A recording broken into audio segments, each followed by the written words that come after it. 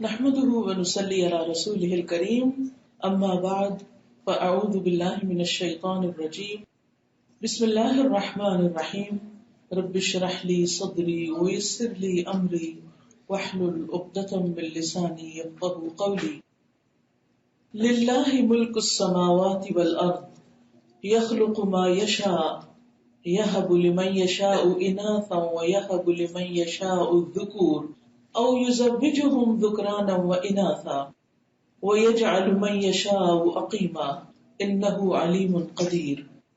آسمانوں اور زمین کی بادشاہت اللہ کے لیے ہے، وہ جو چاہے پیدا کرتا ہے، جسے چاہے لڑکیاں عطا کرتا ہے اور جسے چاہے لڑکے عطا کرتا ہے، یا لڑکے اور لڑکیاں ملا کر دیتا ہے، اور جسے چاہتا ہے بانڈ بنا دیتا ہے، یعنی اولادی نہیں دیتا۔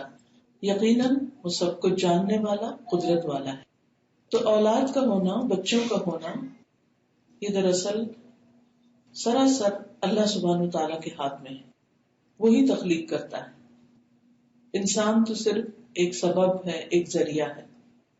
تو دوسرے لفظوں میں ہمارے بچے ہمارے پاس اللہ کی امانت ہے، کیونکہ انہیں اللہ نے پیدا کیا ہے۔ ہمارے لیے تو یہ ایک نعمت ہے۔ اللہ تعالیٰ نے ان کے ذریعے ہمیں خوشیاں عطا کی، ہماری آنکھوں کی ٹھنڈک بنایا، ہماری خواہشات کی تکمیل کی، ہماری نسل کو آگے بڑھایا، اور اگر ہم اس کی اچھی تربیت کریں تو ہمارے مرنے کے بعد بھی وہ دنیا میں بھی اور پھر آخرت کے اعتبار سے بھی ہمیں فائدہ پہنچانے والے ہیں، صدقہ جاریہ کی شکل میں، نیک نامی کی شکل میں۔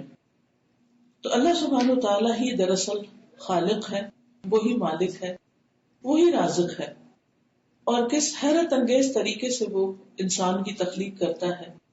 انسان اپنے آپ کو دیکھے، اپنے بچوں کو دیکھے، اور جس طرح وہ دیکھتے ہیں، بولتے ہیں، بات کرتے ہیں، ان کے چھوٹے چھوٹے ہاتھ، پاؤں، ان کے سارے اعضاء کی تکمیل، یہ ساری اللہ کی نشانیوں میں سے ہے۔ اور انسان سوچے کہ کس جگہ پر اللہ سبحانہ تعالیٰ ان کو بناتا ہے، وہ کیسی فیکٹری ہے۔ ایک چھوٹی سی چیز، ایک چھوٹی سی مشین، ایک سوئی بھی بنانے کے لیے کتنا ہیوج اسٹرکچر کھڑا کرنا پڑتا ہے، کتنی بڑی بڑی مشینیں لگانی پڑتی، پھر جا کر کوئی چیز بنتی ہے۔ اللہ سبحانہ تعالیٰ بچوں کو ماں کے پیٹ میں 3 پردوں کے اندر تخلیق کرتا ہے۔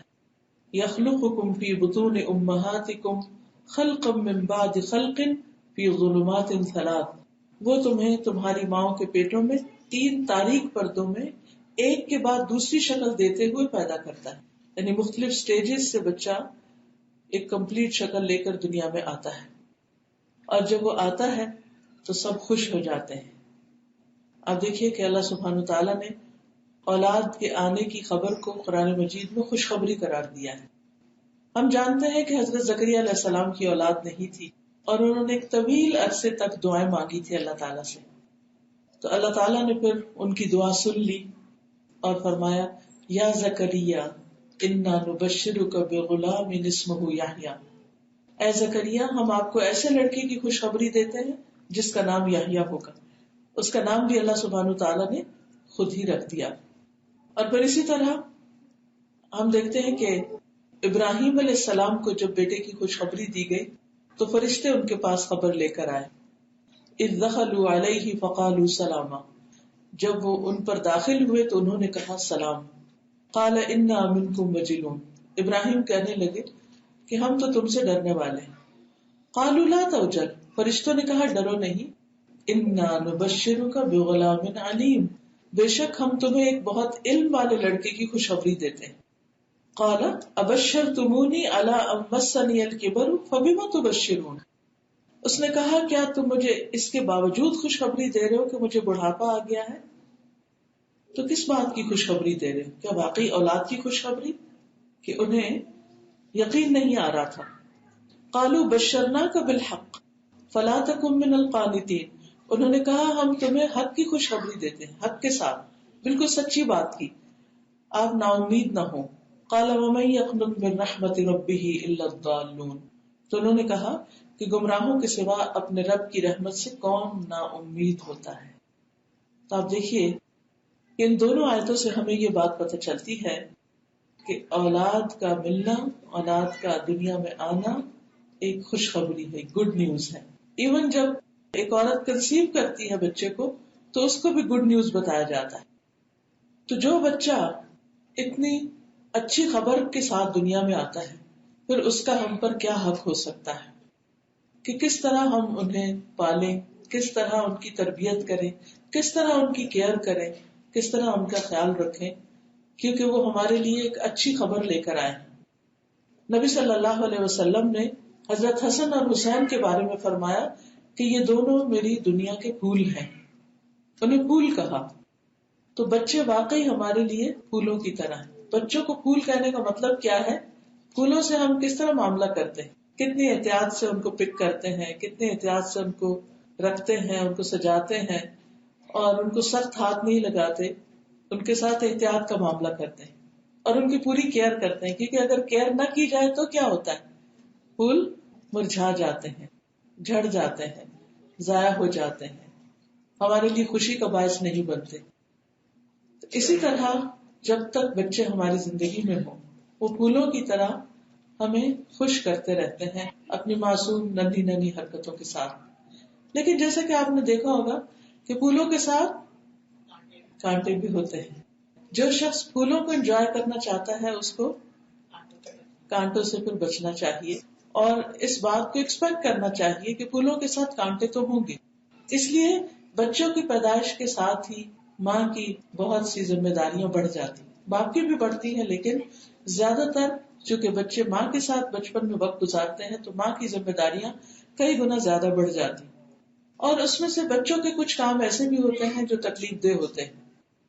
لیکن کبھی ہم نے کانٹوں کی وجہ سے پھولوں کو ناپسند کیا یا کبھی ان کو کہا کہ ہم تو گھر میں نہیں لائیں گے، ان کے ساتھ کانٹے ہیں؟ نہیں.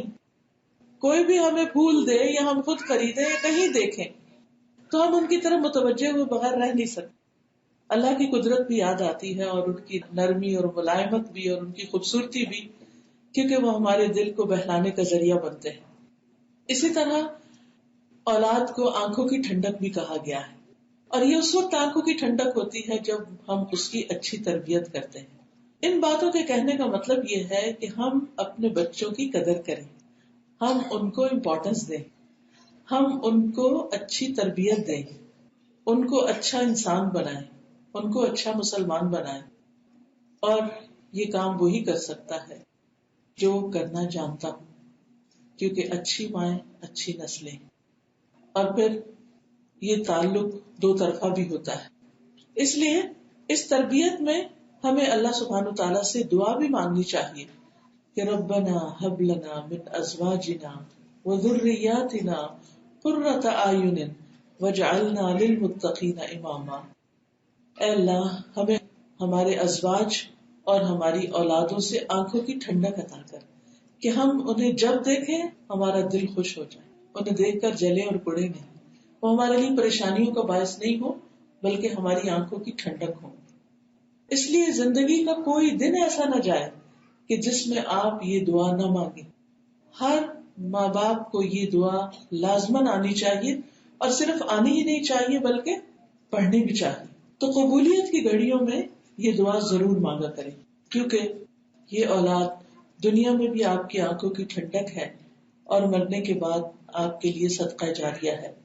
رسول اللہ صلی اللہ علیہ وسلم نے فرمایا جب انسان مر جاتا ہے تو 3 اعمال کے علاوہ اس کے سارے اعمال کا سلسلہ ختم ہو جاتا ہے، منقطع ہو جاتا ہے. وہ اعمال ہیں صدقہ جاریہ، اچھی جگہ مال خرچ کرنا جو مرنے کے بعد بھی انسان کے لیے ثواب کمانے کا ذریعہ ہو، وہ علم جس سے فائدہ اٹھایا جائے، یا نیک اولاد جس کے لیے دعا کرے. نیک اولاد، تو اولاد کو بچپن سے ہی اچھی تربیت دینا کہ وہ بڑے ہو کر نیک ثابت ہوں، نیک بنے، یہ بہت ضروری ہے. کیونکہ ہمارے مرنے کے بعد اور تو کوئی ہمیں یاد رکھے گا یا نہیں، لیکن بچوں کو بہرحال اپنے ماں باپ ان کی مہربانیوں کی وجہ سے ضرور یاد آتے ہیں. اور صرف یاد کر لینا ہی کافی نہیں بلکہ ماں باپ کے لیے دعائیں مانگنا ضروری ہے. لیکن اگر ہم اپنے بچوں کو کوئی دعا سکھائیں گے ہی نہیں تو وہ ہمارے لیے کیا دعا مانگیں گے؟ اگر ہم ان کی کوئی دینی تربیت کریں گے ہی نہیں تو انہیں کیا پتا کہ ہمارے ماں باپ کے حقوق ہم پر کیا ہیں. اور ہماری ذمہ داریاں کیا ہیں. اس لیے ہمیں بہرحال ان کی اچھی تربیت کرنا ہے، یعنی دعا بھی اور کوشش بھی.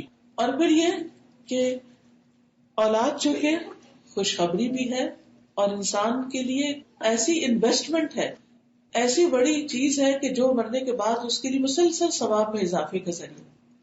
تو اس لیے ہمارے دین نے اس بات کو پریفر کیا ہے کہ بچے زیادہ ہوں. انس رضی اللہ عنہ سے مروی ہے کہ نبی صلی اللہ علیہ وسلم نے فرمایا، کیا میں تمہیں ان عورتوں کی خبر نہ دوں جو جنت میں ہوں گی؟ ہم نے عرض کیا ضرور ہے اللہ کے رسول. آپ نے فرمایا زیادہ بچے پیدا کرنے والی، محبت کرنے والی.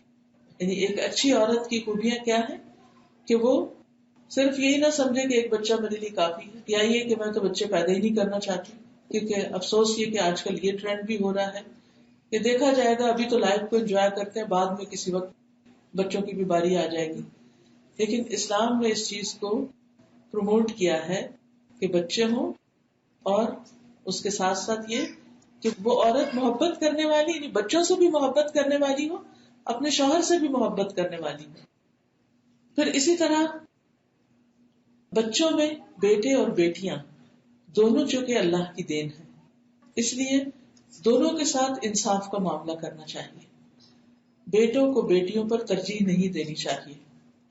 رسول اللہ صلی اللہ علیہ وسلم نے فرمایا، اپنی بیٹیوں کو ناپسند نہ کرو کیونکہ وہ دل بہلانے والی اور قیمتی ہیں. they are very precious. کیونکہ ہمارے ہاں عام طور پر ماؤں کو خاص طور پر بیٹوں سے بہت لگن ہوتی اور بیٹیوں کو وہ کبھی پیچھے کر دیتے ہیں. لیکن آپ صلی اللہ علیہ وسلم نے خاص طور پر اس چیز سے منع کیا، لا تکرہوا البنات، بچیوں کو ناپسند نہیں کرو، جب وہ پیدا ہو تب بھی خوش ہو، کیونکہ یہ بات ان کا کانفیڈینس بڑھاتی. مجھے بچپن میں جب بتایا گیا کہ جب تم پیدا ہوئی تو اس طرح تمہیں گٹی دی گئی، اس طرح تمہارا نام رکھا گیا، اس وجہ سے تمہارا نام فرحت رکھا گیا کیونکہ تمہاری پیدائش پر ہمیں بہت زیادہ خوشی ہوئی تھی. تو جب میرا نام فرحت ہے، فرحت کا مطلب ہے خوشی، تو مجھے یقین آ گیا کہ واقعی ان کو خوشی ہوئی، اسی لیے انہوں نے میرا نام فرحت رکھا. اور اس چیز نے مجھے ہمیشہ بہت کانفیڈینس دیا. یعنی اچھے نام کی سلیکشن بچوں کے لیے خوشی کا باعث ہوتی. اور اگر نام ہی ٹھیک نہ ہو تو بچے بعض اوقات اسی پر ہی شرماتے رہتے ہیں کہ ہمارے ماں باپ نے ہمارا نام کیا رکھ دیا. اور پھر یہ کہ مٹھائی بھی بانٹی گئی. عموماً ہمارے یہاں لڑکوں کے پیدائش پر تو گفٹ دیے جاتے ہیں، لڑکیوں کی پیدائش پر گفٹ نہیں دیتے، یا لوگوں کو کچھ یعنی انٹرٹین نہیں کرتے، یا عام طور پر عقیقے میں بھی سستی کر جاتے ہیں. تو ایسے میں اس میں فرق نہیں کرنا چاہیے، دونوں کو امپورٹنس دینی چاہیے، اور خصوصاً بیٹیوں کو. رسول اللہ صلی اللہ علیہ وسلم نے فرمایا، جس نے 2 بیٹیوں کی پرورش کی یہاں تک کہ وہ بالغ ہو گئی تو میں اور وہ قیامت کے دن اس طرح ہوں گے کہ آپ نے اپنی انگلیوں کو ملا لیا، یعنی بالکل ساتھ ساتھ ہوں گے. تو بیٹیوں کا ہونا اگر دنیا میں ہمارے کلچر کی وجہ سے یا ہمارے کچھ رسمیں اور کسٹمز اور تقالید ایسی ہیں جن کی وجہ سے اگر ان کو اتنی امپورٹنس نہیں بھی دی جاتی، تو کبھی بھی دل چھوٹا نہ کریں. آپ یہ سوچیں کہ ان کی اگر میں اچھی تربیت کروں گی تو اس وجہ سے آخرت میں میرا مقام بڑا ہوگا، رسول اللہ صلی اللہ علیہ وسلم کا قرب نصیب ہوگا. اسی طرح آپ نے یہ بھی فرمایا کہ جس شخص کی 3 بچیاں ہوں وہ ان پر صبر کرے تو وہ انہیں محنت کر کے کھلائے، انہیں پلائے اور انہیں پہنائے، یعنی خوشی سے ان کی ساری ضروریات پوری کرے، اچھے کپڑے لے کر دے، یعنی ان کی پسند کی چیزیں. تو یہ بچیاں اس کے لیے جہنم کی آگ سے رکاوٹ بن جائیں گی، یعنی اس کو جہنم میں نہیں جانے دیں گی، اس کے لیے ایک ذریعہ ہوں گی جنت میں لے جانے کا. دوسری روایت میں آتا ہے ابن ماجہ کی کہ جس شخص کی 2 بیٹیاں بالغ ہو جائیں اور وہ ان کے ساتھ اس وقت تک حسن سلوک کرتا رہے جب تک وہ اس کے ساتھ رہیں، کیونکہ بعض اوقات ایسا بھی ہوتا ہے کہ بچیوں کی شادی میں تاخیر ہو جاتی ہے تو ماں باپ ان کو بوجھ سمجھنے لگتے اور کسی نہ کسی طرح تانے دینا شروع کر دیتے ہیں، کسی طرح ان کو احساس دلاتے ہیں. پھر وہ بچیاں بہت ہی اپسیٹ ہوتی ہیں، پریشان ہوتی ہیں، اور یعنی کہ سخت ذہنی کوفت اور نفسیاتی امراض کا شکار ہو جاتی ہیں. تو جب تک ان کی شادی نہیں ہوتی وہ والدین کے ساتھ رہیں تو والدین ان کے ساتھ اچھا سلوک کرتے رہیں، یا فرمایا کہ یا وہ شخص ان کے ساتھ رہے، یعنی اگر کسی ایسی جگہ پر ہیں کہ باپ کو ان کے پاس جا کے رہنا پڑتا ہے یا ماں کو، کیونکہ بعض اوقات ماں باپ میں سے کوئی ایک فوت ہو جاتا ہے یا ڈیورس ہو جاتی ہے یا کوئی بھی ایسی مشکل ہوتی ہے کہ باپ نوکری کمائی کے لیے کسی دوسرے ملک گیا ہوا ہے تو ماں کو اکیلے دیکھنا پڑتا ہے، یا ماں کسی وجہ سے کہیں اور ہے تو باپ کو دیکھنا پڑتا ہے. تو ایسی صورت میں آپ نے فرمایا کہ جب تک وہ اس کے ساتھ رہے یا وہ شخص ان کے ساتھ رہے تو وہ اسے ضرور جنت میں داخل کریں گے. تو آپ دیکھیے کتنی بڑی خوشخبری ہے بچیوں کو پالنے کی اور ان پر انویسٹ کرنے کی، ان کو اچھی تعلیم دینے کی اور ان کو اچھی تربیت دینے کی. اس لیے خوشی خوشی ان پر خرچ کرے، کیونکہ ہمارے کلچر میں بعض اوقات یہ بھی ہوتا ہے کہ بچیاں تو پرائے گھر کی ہیں، دوسروں کی امانت ہے، اس لیے ہم ان پر کیوں خرچ کریں، اور یا کرتے بھی ہیں تو ان کو تانے دیتے رہتے ہیں. تو ان چیزوں سے بچنا چاہیے تاکہ بچیوں کے اندر کسی بھی قسم کا احساس کمتری نہ ہو، بلکہ وہ بھی پورے اعتماد کے ساتھ آگے بڑھیں اور واقعی وہ اپنی عملی زندگی میں پریکٹیکل لائف میں بہترین مدرز اور بہترین کام کر سکے جو بھی اللہ تعالیٰ ان کے حصے میں رکھے. پھر اسی طرح ہمیں یہ بات یاد رکھنی چاہیے کہ کوئی بھی ریلیشن شپ یک طرفہ نہیں ہوتا. ہر ریلیشن شپ میں کچھ حقوق ہوتے ہیں، کچھ فرائض ہوتے ہیں، دونوں کی کچھ نہ کچھ ذمہ داریاں ہوتی ہیں. تو اولاد کے بھی حقوق ہیں اور ماں باپ کے بھی حقوق ہیں، اور کوئی بھی ریلیشن شپ اسی وقت زیادہ خوشگوار اور خوبصورت ہوتا ہے جب دونوں ایک دوسرے کا حق سمجھے. عام طور پر ماں باپ تو اپنے بچوں کا حق سمجھتے ہیں، لیکن بچے بہت دفعہ اس کو فار گرانٹیڈ لے لیتے ہیں اور ماں باپ کو اپنی ذمہ داری نہیں سمجھتے، یا پھر اگر کبھی ذمہ داری ان کی آ جائے تو اس پر بددل ہوتے ہیں. تو آپ دیکھیے کہ اگر انسان اپنے بچپن کو یاد رکھے کہ کس طرح ماں باپ نے چھوٹے ہوتے ہوئے پالا اور ہر چیز کا خیال رکھا، تو بڑے ہو کر اگر کبھی ماں باپ کا کچھ خیال رکھنا پڑے تو انسان خوشی خوشی ان کاموں کو کرے بلکہ اپنی سعادت سمجھے.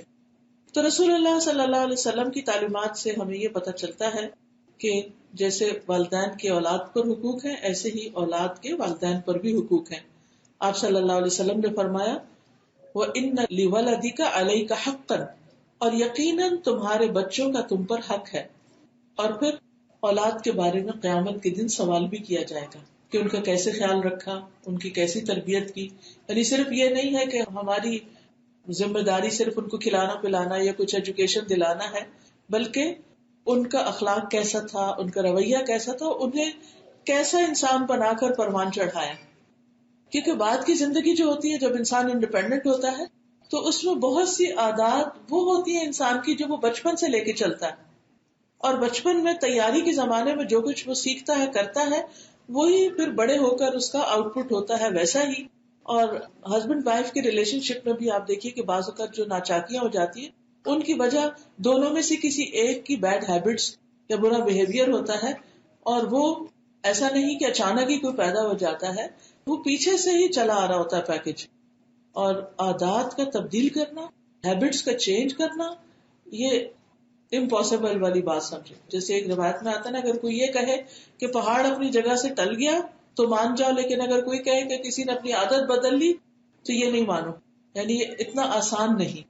اس لیے بچپن سے ہی اگر بچوں کے اندر ڈسپلن ہو، عادات اچھی ڈالی جائیں، اپنی طرف سے انسان بھرپور کوشش کرے. پھر ہر بچہ ایک الگ انڈیویجول بھی ہے، اس کی اپنی منمانی اور مرضی بھی ہوتی ہے، لیکن ماں باپ اپنی ذمہ داری پوری کریں کیونکہ ہم سے ہماری ذمہ داریوں کے بارے میں پوچھا جائے گا. عبداللہ بن مسعود سے روایت ہے کہ رسول اللہ صلی اللہ علیہ وسلم نے فرمایا تم میں سے ہر شخص نگران ہے اور اس سے اس کی رعایا کے بارے میں سوال کیا جائے گا. امام لوگوں پر نگران ہے اور اس سے ان کے بارے میں پوچھا جائے گا. آدمی اپنے گھر والوں پر نگران ہے، اس سے ان کے بارے میں پوچھا جائے گا.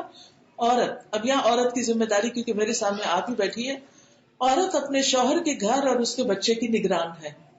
تو یہ ذمہ داری ہمیں ہمارے دین نے دی ہے بچوں کی نگرانی کرنے کی، ان کو لک آفٹر کرنے کی، ان کی کیئر کرنے کی. اور فرمایا کہ اس سے ان کے بارے میں سوال بھی کیا جائے گا کہ اس نے یہ نگرانی کتنی صحیح ادا کی یا ان کے حقوق کتنے پورے کیے.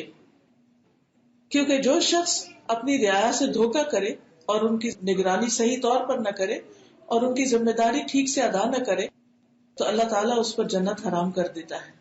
تو بچپن سے ہی ان کی ضروریات کا خیال، ان کی تعلیم کا خیال، ان کے اخلاق کا، ان کے دین کا، یہ ایسی چیزیں ہیں کہ جس میں ہمیں اپنی جان مارنی ہے اور اس سے غافل نہیں ہونا. اور جو شخص اولاد کے حقوق ضائع کر دے تو اس کے لیے ایک وعید بھی ہے. ابن قیم کہتے ہیں جس نے اپنے بچے کو ایسی تعلیم دلوانی چھوڑ دی جو اس کے لیے فائدہ مند تھی، یعنی وہ کچھ سیکھ رہا تھا، پڑھ رہا تھا، جان رہا تھا، اور پھر اس نے اس سے چھڑوا دی اور اس کو بیکار چھوڑ دیا، تو اس نے اس بچے کے ساتھ انتہائی بدسلوکی کی. اور اکثر بچوں کا بگاڑ ان کے باپوں کی وجہ سے ہوتا ہے جو ان کو بیکار چھوڑ دیتے ہیں، یعنی کام میں نہیں لگاتے. تو اس سے یہ پتہ چلتا ہے کہ بچپن سے ہی بچوں کو کام میں لگانا چاہیے اور ان کو دین کے فرائض اور سنتوں کی تعلیم دلوانا چاہیے. بس انہوں نے بچوں کو ان کے بچپنے میں ضائع کر دیا. اور یہاں تک کہا، اور کتنے لوگ ہیں جنہوں نے اپنے بچوں کو بیکار چھوڑ کر ان کی تربیت کو ترک کر کے ان کی خواہشات پر عمل کرنے میں معاونت کر کے ان بچوں کو دنیا اور آخرت دونوں میں محروم کر دیا. کیونکہ اگر ہم بچوں کو بچپن میں پراپر ایجوکیشن نہیں دلواتے، اس کا اہتمام نہیں کرتے، ان کو خاص طور پر دین نہیں سکھاتے، ان کو آخرت کی فکر نہیں دلاتے، تو پھر کیا ہوگا کہ دنیا اور آخرت دونوں کے اعتبار سے ان کو نقصان ہوگا. اگر دنیا کے اعتبار سے ان کو اچھے اخلاق، مینرز اور آداب نہیں سکھاتے اور آخرت کے اعتبار سے ان کو صحیح ایمان نہیں دیتے، آخرت کے بارے میں ان کو ڈیٹیلز نہیں بتاتے، تو پھر ایسی صورت میں ان کو ضائع ہی کرنا ہے. اور باپ یہ سمجھتا ہے کہ اس نے اس کی عزت کی، حالانکہ اس نے اس کو ذلیل کر دیا. وہ سمجھتا ہے باپ کہ اس نے اس پر رحم کیا، یعنی کچھ نہ سکھا کے اور آرام کروا کے، حالانکہ اس نے اس پر ظلم کیا. تو وہ اپنے بچے سے فائدہ اٹھانے سے محروم ہو گیا اور اپنے بچے کو بھی اس کی دنیا اور آخرت کے حصے سے محروم کر دیا. یہاں تک کہا کہ جب آپ بچوں میں بگاڑ کا حساب لگائیں گے تو اس کا اکثر حصہ آپ باپوں کی طرف سے دیکھیں گے. یعنی اگرچہ تربیت میں ماں کا ایک بہت بڑا حصہ ہے، لیکن باپ بہت بڑا ذمہ دار ہے، کیونکہ اصل نگران تو گھر کا وہی ہے. قرآن مجید میں آتا ہے یا ایھا الذین آمنوا قوا انفسکم واہلیکم نارا، اے لوگوں جو ایمان لائے ہو اپنے آپ کو اور اپنے گھر والوں کو آگ سے بچاؤ. تو یہ والدین کی ذمہ داری اور خصوصاً باپ کی ذمہ داری ہے کہ اپنے اہل میں بیوی بھی آتی ہے، بچے بھی آتے ہیں، کہ ان کو آگ سے بچایا جائے، یعنی ان کو آخرت کے بارے میں فکر مند کیا جائے تاکہ وہ اللہ تعالیٰ کے احکامات پر عمل کر سکے. بچوں کا آخرت پر ایمان مضبوط کرنے سے یہ فائدہ بھی ہوتا ہے کہ پھر وہ آپ کے ڈر سے اچھے کام نہیں، اللہ کے ڈر سے اچھے کام کرتے ہیں، آخرت میں جواب دینے کی فکر سے اچھے کام کرتے ہیں. اسی لیے ہم دیکھتے ہیں کہ جن بچوں کو بچپن سے ہی زندگی اور موت کا فلسفہ سمجھا دیا جاتا ہے، دنیا کی حقیقت بتا دی جاتی ہے اور آخرت کے سارے مناظر، موت سے لے کے قبر، قبر سے پھر جنت جہنم، ہر چیز بتا دی جاتی ہے، آخرت میں جتنے بھی سٹیپ سے گزرنا ہے انسان کو وہ سارے ان پہ واضح ہو جاتے ہیں، تو وہ اس کو سامنے رکھ کے اپنی زندگی کا سفر طے کرتے ہیں. پھر ماں باپ سامنے ہو یا نہ ہو، انہیں معلوم ہوتا ہے کہ کیا چیز صحیح ہے اور کیا غلط اور کس راستے پر جانا ہے، کیونکہ جب تک وہ ہمارے ڈر سے کام کریں گے تو وہ پائیدار نہیں ہوگا. تو اولاد کے جو حقوق ہیں ان میں سے سب سے پہلا حق اچھی ماں کا انتخاب، یعنی جب ایک انسان شادی کرے تو ایک نیک عورت سے شادی کرے، اچھے اخلاق والی سے کرے، صرف حسن یا دولت کو نہیں دیکھے. لیکن آج کل آپ دیکھیے کہ چونکہ ڈیمانڈ حسن اور دولت کی ہے، اس لیے عموماً لڑکیوں کی بھی ساری توجہ پھر کس پہ ہوتی ہے کہ وہ زیادہ سے زیادہ اسمارٹ ہو، حسین ہو، اور پھر خود ارن کر سکے، اچھی سے اچھی جاب ہو، اچھے سے اچھا پروفیشن ہو. ان دو چیزوں کی دوڑ میں کیا چیز متاثر ہو جاتی ہے؟ دین، آخرت کی فکر، اپنے فرائض اور ذمہ داریوں کو جاننے اور سیکھنے کا وقت وہ چلا جاتا ہے. تو اسی لیے کہا گیا کیونکہ بچوں کی تربیت اچھے رول ماڈلز کے بغیر ہو ہی نہیں سکتی. اگر ماں باپ کو جھگڑتے رہتے ہیں، اگر ماں باپ آپس میں ایک دوسرے کے ساتھ بدزبانی کر رہے ہیں اور بچے دیکھ رہے ہیں تو بچے بھی اسی طرح شاؤٹ کرنا شروع کر دیں. بچے بھی بڑوں کی عزت نہیں کریں گے، نہ وہ باپ کی کریں گے نہ ماں کی کریں گے، کیونکہ وہ ایک دوسرے کی نہیں کرتے. اسی طرح اگر گھر میں کوئی بزرگ رہتے ہیں، دادا دادی ہیں یا کوئی اور رشتے دار، تو ان کی بھی اسی طرح عزت کرنی چاہیے، ان کی کیئر کرنی چاہیے، کیونکہ بچے وہ سب کچھ دیکھ رہے ہوتے ہیں، بچپن سے ہی سیکھ رہے ہوتے ہیں کہ بڑوں کے ساتھ، بزرگوں کے ساتھ کیا کرنا ہے. اور پھر جب آپ بڑے ہوں گے تو آپ کے ساتھ بھی ویسا ہی سلوک کریں گے جو آپ اپنے بڑوں کے ساتھ کر رہے ہیں. تو ہر چیز میں انسان کو کچھ بھی زبان سے کہنے سے پہلے اپنے عمل کا نمونہ پیش کرنے کی ضرورت ہے. آپ صلی اللہ علیہ وسلم نے فرمایا اپنے نطفوں کے لیے اچھی عورتوں کا انتخاب کرو، دین میں ہم پلہ عورتوں سے نکاح کرو، اور ہم پلہ مردوں کو یعنی کف جسے کہتے ہیں نا کہ اپنے جیسوں کا انتخاب کرو اور ایسے لوگوں سے نکاح کرو. جب ہم مثلا بیٹی کا نکاح کرنا چاہتے ہیں اور ہمارے سامنے صرف یہ ہے کہ لڑکا مالدار ہو، چاہے ڈرنک کرتا ہو، چاہے وہ گیملنگ کرتا ہو یا اور غلط عادتیں ہوں اس میں، تو صرف اگر اس کے مال و دولت کو دیکھ کر یا اچھے گھر کو دیکھ کر بظاہر یعنی دنیاوی اعتبار سے ہم اگر اپنی بیٹیوں کو دے دیتے تو بعض اوقات بچیوں کا مستقبل تاریک ہو جاتا ہے. ساری زندگی ایسے شوہر کی ایسی عادتوں کی وجہ سے سفر کرتی رہتی اور طرح طرح کی تکلیفوں سے گزرتی. تو اس لیے اسلام میں شادی کے وقت جو انتخاب کی بات کی گئی اس میں خاص طور پر آپ نے فرمایا کہ الدنیا متاع وخیر متاع الدنیا المرأة الصالحہ.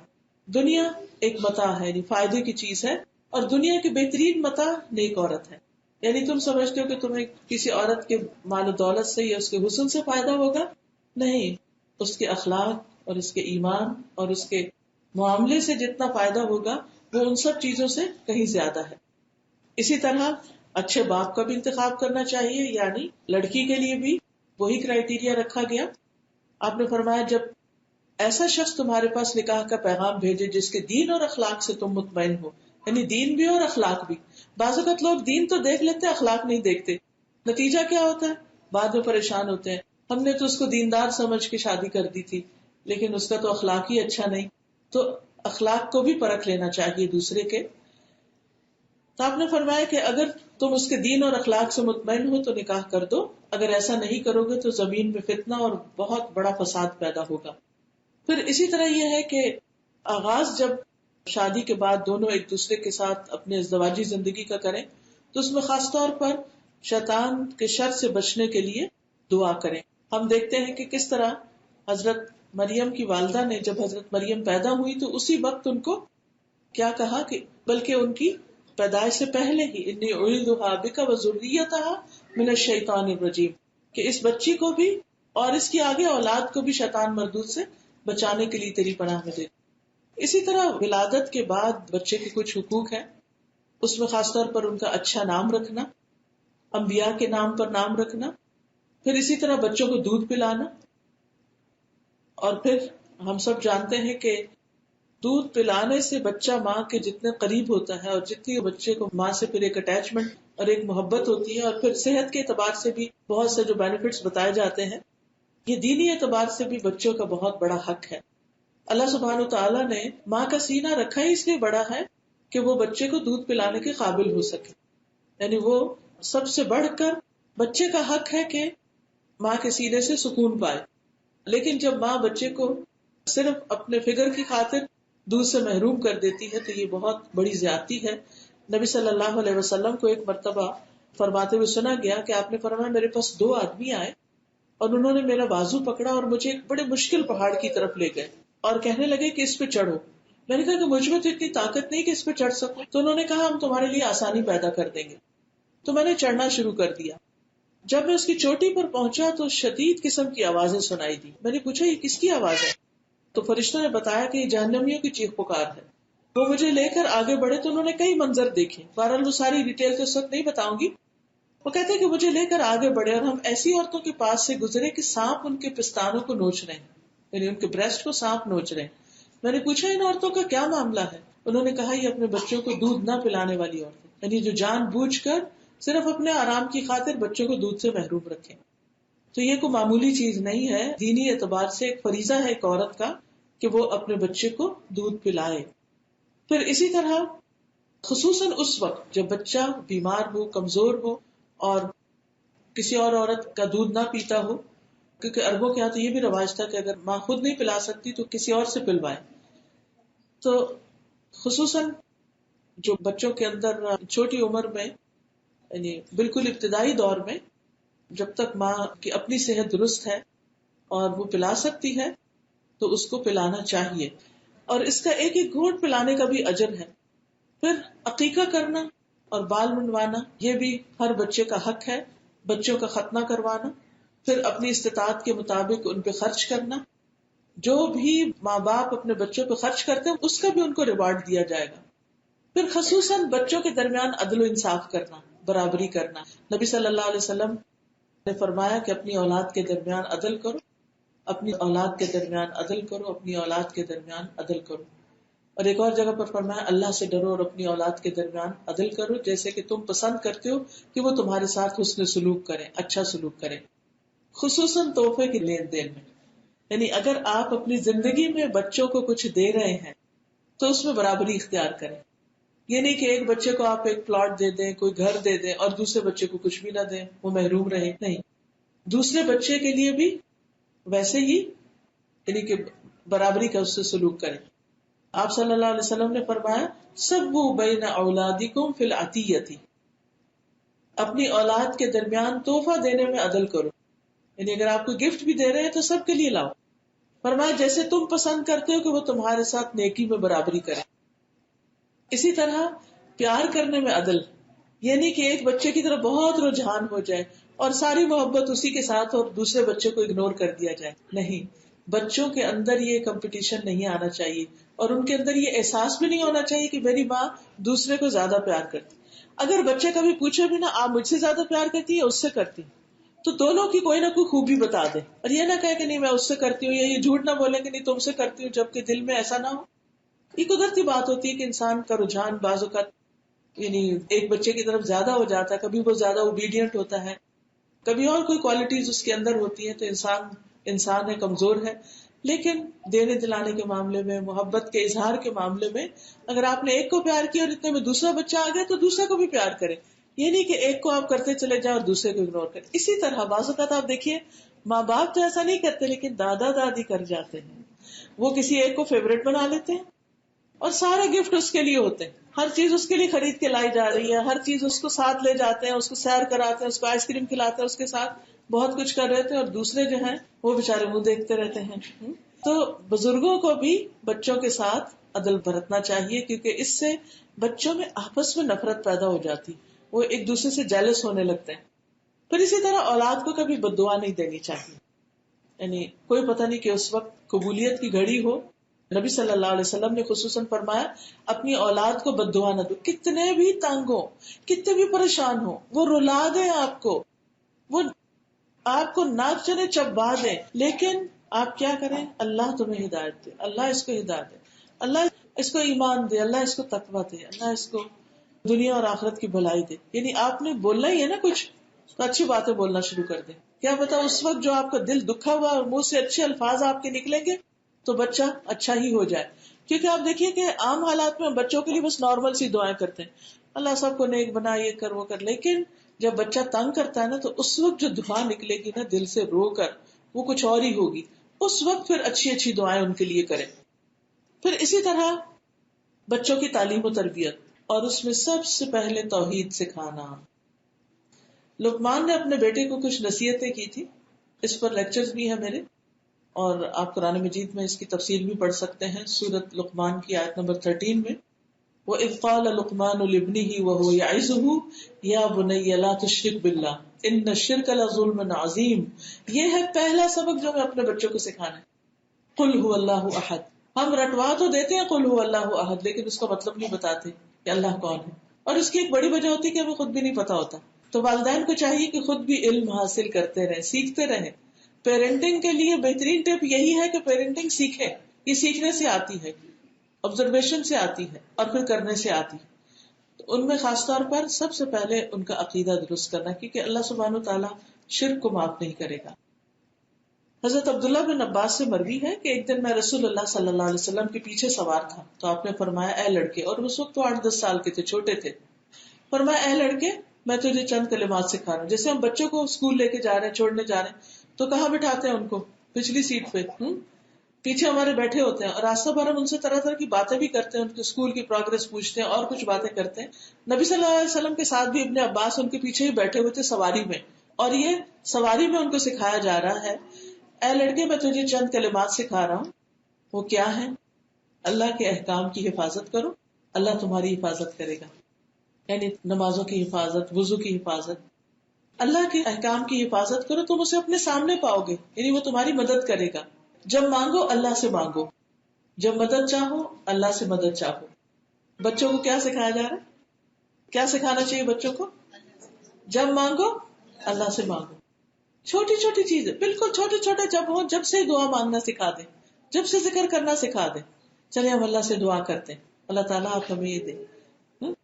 جب بچہ کو فرمائش کرے خاص طور پر اس وقت کہیں چلے اللہ تعالیٰ سے دعا کرتے ہیں، اللہ تعالیٰ مجھے اچھے سے شوز دے، اچھے سے کھلونے، مجھے اچھے سے کھلونے چاہیے. اور کھلونوں کے بارے میں بھی آپ دیکھیں کہ حضرت عائشہ رضی اللہ تعالیٰ عنہ ٹین ایجر ہو گئی تھی.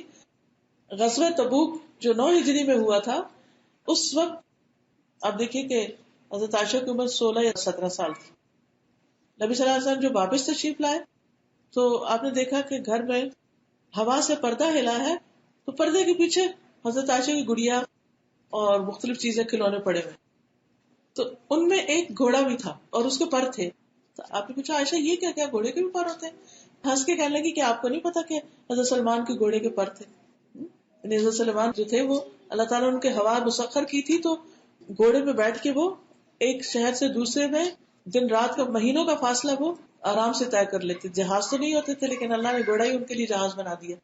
تو بہرحال اس سے یہ پتا چلتا ہے کہ بچے بڑے بھی ہو جائیں بعض اوقات تو وہ بچے ہی ہوتے ہیں، ان کے اپنے شوق ہوتے ہیں. یعنی ان کے لیے ایسی ایمپتھی رکھیں، اس طرح سوچیں کہ ان کی نظر سے چیزوں کو دیکھا کریں، اپنی نظر سے نہیں. کیونکہ ہم تو ذرا بڑے بچے ہوتے ہیں تو کہتے ہیں کب تم بڑی ہوگی، تم کب تک گڑیوں سے کھیلو گی، اب نکالو ان کو، پھینکو، دے دو اپنے چھوٹے بھائی کو، دے دو چھوٹی بہن کو، دے دو فلاں کزن کو، اب بس کرو، نکالو اس کو، صفائی کریں گھر کی. نہیں، بچے جب تک کھیلنا چاہتے ہیں کھیلیں، کیونکہ ان کی اپنی ہابیز ہوتی ہیں. حضرت عائشہ کی تو شادی بھی ہو چکی تھی لیکن اس کے باوجود آپ صلی اللہ علیہ وسلم خوش ہوئے، آپ بھی ہنس دیے حضرت عائشہ کی ذہانت پر کہ انہوں نے اپنے گھوڑے کے پر لگائے ہوئے تھے. تو ہم نبی صلی اللہ علیہ وسلم سے تو نیک نہیں نا، اور حضرت عائشہ سے بھی زیادہ پارسا نہیں. تو اگر انہوں نے اپنے گھر میں کھلونوں کو برداشت کیا اور اس پر ہنسے بھی، اور انہیں یہ نہیں کہا کہ ان کو ریموو کر دو، بلکہ ان کے جذبات کا خیال رکھا، تو ہمیں اپنے بچوں کے لیے پھر کیسا ہونا چاہیے اور ان کا کیسے کیسے خیال رکھنا چاہیے. تو بہرحال بچوں کو سکھائیں کہ جب کچھ مانگو اللہ سے مانگو، جب مدد چاہو اللہ سے مدد چاہو. یعنی ہیلپ چاہیے، ایگزام میں ہیلپ چاہیے، بیماری میں ہیلپ چاہیے، کسی پرابلم میں ہیلپ چاہیے، اللہ سے مدد مانگو. پھر بچے بڑے بھی ہو جاتے ہیں، جب شادی ہو جاتی ہے تو بعض اوقات اپنے پرابلم لے کے آپ کے پاس آ جاتے ہیں. کبھی آپ بزی ہوتے ہیں، کبھی آپ دکھی ہوتے ہیں، کبھی آپ سننا نہیں چاہتے، تو انہیں شادی کے ساتھ ہی نصیحت کریں کہ بیٹا یہ زندگی خوشی کی بھی ہے لیکن اس میں مسائل بھی ہوتے ہیں. اب اگر کوئی مسئلہ پیش ہے تو اللہ سے دعا کرنا، اس مسئلے کے حل کے لیے اللہ سے دعا کرو. تو ان کو اللہ سے جوڑیں تاکہ وہ آپ پر ڈیپینڈ نہیں کریں، اللہ سبحانہ وتعالیٰ سے اپنا تعلق مضبوط رکھیں. پھر وہ کہتے ہیں اور جان رکھو اگر ساری دنیا مل کر بھی تمہیں کچھ فائدہ دینا چاہے، کچھ بھی فائدہ نہیں دے سکتی مگر وہ جو اللہ نے تمہارے لیے لکھ دیا، اور سب مل کے تمہیں نقصان دینا چاہے، کچھ بھی نقصان نہیں دے سکتے سوائے اس کے جو اللہ نے تمہارے لیے لکھ دیا. قلم اٹھا لیے گئے، صحیفے خشک ہو گئے. یعنی بچوں کو لوگوں سے بے نیازی سکھائیں کہ لوگوں پہ لالچ نہیں کریں، لوگوں پر توقع نہیں رکھیں کہ وہ ان کے لیے کچھ کرے، یا لوگوں کے ہاتھ میں جو بینیفٹس ہیں صرف ان کی طرف نہیں دیکھیں، خود کوشش کریں، محنت کریں. کیونکہ اگر کوئی بینیفٹ کرنا بھی چاہے گا تو جب تک اللہ کا اذن ہوگا نہیں ہو سکے گا. تو پھر اگین بات چلی جاتی ہے کہ اللہ سے مدد مانگے. اسی طرح اگر کوئی پریشان کر رہا ہے تو اس پر بھی بچوں کا حوصلہ بڑھائے، کوئی تمہارا کچھ نہیں بگاڑ سکتا. بعض اوقات ایسا ہوتا ہے نا بچوں کے باہر کوئی لڑائی وڑائی ہو جاتی ہے، کچھ اس طرح کی چیزیں کہ جس میں انہیں فکر لاحق ہو جاتی، تو ایسے میں بھی ان کو اعتماد دیں کہ اللہ کی ذات ہے، ٹرسٹ کرنے کے لیے. اپنے اوپر توکل نہیں سکھائیں، اللہ پر توکل کرنا سکھائیں. پھر اسی طرح اپنے مرنے کے بعد بھی بچوں کی دین کی فکر کریں. حضرت یعقوب علیہ السلام کو جب موت آئی تو انہوں نے اپنے بیٹوں سے کیا سوال کیا کہ بزنس کا کیا کرو گے، فلاں کا کیا ہوگا، فلاں کا نہیں، میرے بعد کس کی عبادت کرو. انہیں فکر اس بات کی تھی کہ میرے بچے میرے بعد کس دین پر. اس ماحول میں رہتے ہوئے ہم سب ماں باپ کو یہ فکر کرنی چاہیے کہ ہمارے بعد ہمارے بچے کس دین پر ہوں گے، کیا طریقے اختیار کریں گے، کیا ہماری نسلوں میں ایمان باقی رہے گا. سب سے زیادہ ہمیں اس چیز کی فکر ہونی چاہیے. تو بچوں نے کیا کہا، ہم تیرے معبود، تیرے باپ دادا ابراہیم اور اسماعیل اور اسحاق کے معبود کی عبادت کریں گے جو ایک ہی معبود ہے اور ہم اسی کے فرما بردار ہیں. پھر اسی طرح بچوں میں اللہ کا ڈر کس طرح پیدا کرنا. حضرت لقمان نے کیا کہا تھا، یا بنی انہا ان تک مثقال حبۃ من خردل فتکن فی صخرۃ او فی السماوات او فی الارض یأتی بہ اللہ ان اللہ لطیف خبیر. اے میرے چھوٹے بچے، بے شک اگر کوئی چیز رائی کے دانے برابر بھی ہو، کسی چٹان میں ہو یا زمین میں، اللہ اسے لے آئے گا، اللہ ظاہر کر دے گا. یعنی بندوں سے چھپ کے غلط کام نہیں کرو. ہوتا نا بعض اوقات لوگوں میں ساکھ بنانے کے لیے، یا کوئی مطلب کوئی چوری کو، بعض اوقات بچوں کے اندر ایسی لالچ پیدا ہو جاتی ہے، کسی کی چیز اٹھا لاتے ہیں جو ماں باپ نہیں لے کے دیتے. تو ایسی صورت میں ان کو اپنا ڈر نہیں، اللہ کا ڈر دے کہ دیکھو تم چھپ کے بھی کچھ کرو گے تو اللہ تعالیٰ کو پتہ چل جائے گا، چاہے اتنی سی بھی کوئی چیز ہوگی. پھر اسی طرح آخرت کی فکر میں، جیسے نبی صلی اللہ علیہ وسلم نے حضرت فاطمہ سے کہا تھا کہ اے فاطمہ بنت محمد، اپنے آپ کو جہنم کی آگ سے بچاؤ، میں تمہارے لیے کسی چیز کا مالک نہیں، البتہ رشتہ داری کا جو تعلق ہے اس کی وجہ سے تم تک پہنچاتا رہوں گا، یعنی کچھ نہ کچھ تمہیں دنیا میں فائدہ پہنچاتا رہوں گا. پھر اسی طرح نمازوں کی پابندی سکھانا، اور اس کے لیے یہ نہ کہیں کہ چاہے نماز پڑھیں کہ آئے نماز پڑھتے ہیں، اپنے ساتھ ملا لیں، شریک کر لیں. پھر اسی طرح فرض نماز کے علاوہ نوافل کی بھی ترغیب دینا. نبی صلی اللہ علیہ وسلم ایک دفعہ تہجد کے لیے اٹھے اور دیکھا کہ حضرت فاطمہ وغیرہ کی طرف ان کے گھر کی لائٹ آف تھی. پھر آپ وہاں خود تشریف لے گئے نماز بیچ میں چھوڑ کر اور ان کو جگانے لگے. پھر واپس آ گئے، پھر دیکھا کہ ابھی کوئی آہٹ نہیں ہوئی، پھر دوبارہ گئے تو انہیں کہا کہ اٹھو نماز پڑھو، یعنی تہجد پڑھو. حضرت علی کہتے ہیں کہ وہ نیند میں آنکھیں ملتے ہوئے اٹھ بیٹھے اور کہنے لگے کہ ہم تو وہی نماز پڑھیں گے جو اللہ نے ہماری قسمت میں لکھی ہے، ہماری روحیں تو اللہ کے ہاتھ میں ہے، جب چاہے گا ہمیں اٹھائے گا. تو آپ اپنی ران پہ ہاتھ مارتے ہوئے واپس تشریف لائے اور فرمایا ہم تو وہی پڑھیں گے جو اللہ نے ہماری قسمت میں لکھا ہے. در حقیقت انسان سب سے زیادہ جھگڑالو ہے یا نہیں، بحث کر لیتا ہے اور کرنے کا کام ہوتا ہے، اس کی طرف توجہ نہیں ہوتی. پھر اسی طرح یہ ہے کہ روزے رکھوانا، اور روزوں میں فرض روزے تو ہم عام طور پہ رکھواتے ہیں، نفل روزوں کی طرف بھی توجہ دلانا. عاشورہ کے روزے کے بارے میں آتا ہے، ربیہ بنت معبس کہتی ہیں کہ نبی صلی اللہ علیہ وسلم نے جب ترغیب دلائی تو ہم خود بھی روزہ رکھتے تھے اور اللہ کی توفیق سے اپنے چھوٹے بچوں کو بھی روزہ رکھواتے. ہم مسجد چلے جاتے اور بچوں کے لیے اون کی گڑیا بنا لیتے، جب کوئی کھانے کے لیے روتا تو اس کو کھیلنے کے لیے گڑیا دے دیتے، یہاں تک کہ افطار کا وقت آ جاتا. یعنی چھوٹے چھوٹے بچے جو کھیلنے والے عمر ہے اس میں بھی ان کو روزے رکھواتے. اسی طرح بچوں کو حج یا عمرے پہ ساتھ لے کے جانا.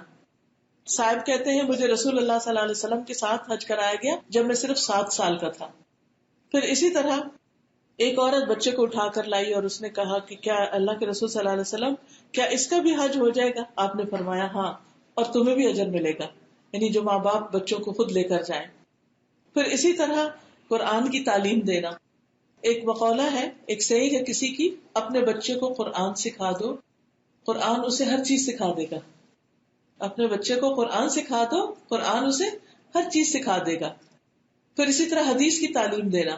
اسماعیل بن رجا بچوں کو جمع کرتے اور انہیں حدیثیں سنایا کرتے تھے، اور اس کا میں نے بہت فائدہ دیکھا ہے. میں اپنے بچے کے ساتھ صرف 1 یا 2 حدیثیں روزانہ پڑھتی تھی. جب اسکول جانے لگتا تو اسکول جانے سے پہلے ناشتے کی بیس پر ہی ساتھ ہی کتاب رکھ لیتی.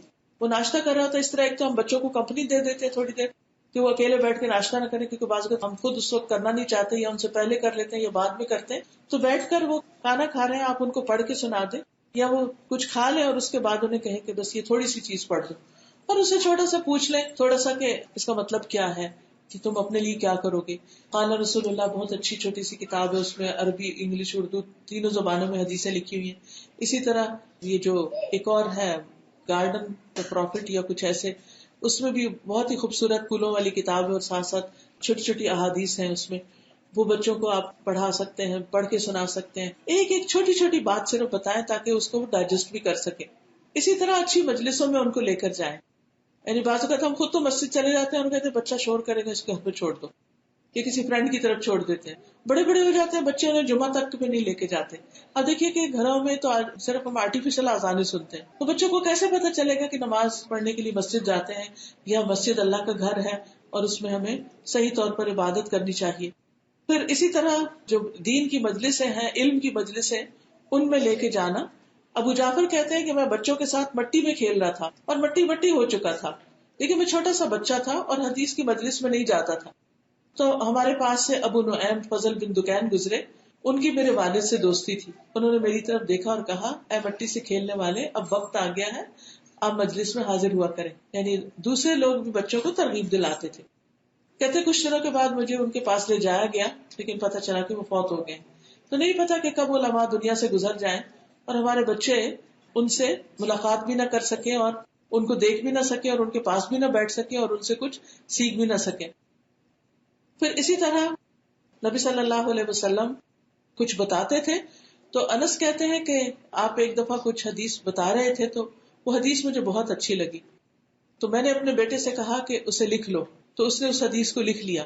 یعنی صرف زبانی نہیں بلکہ کچھ چیزیں لکھوانی بھی چاہیے ان سے تاکہ علم پختہ ہو.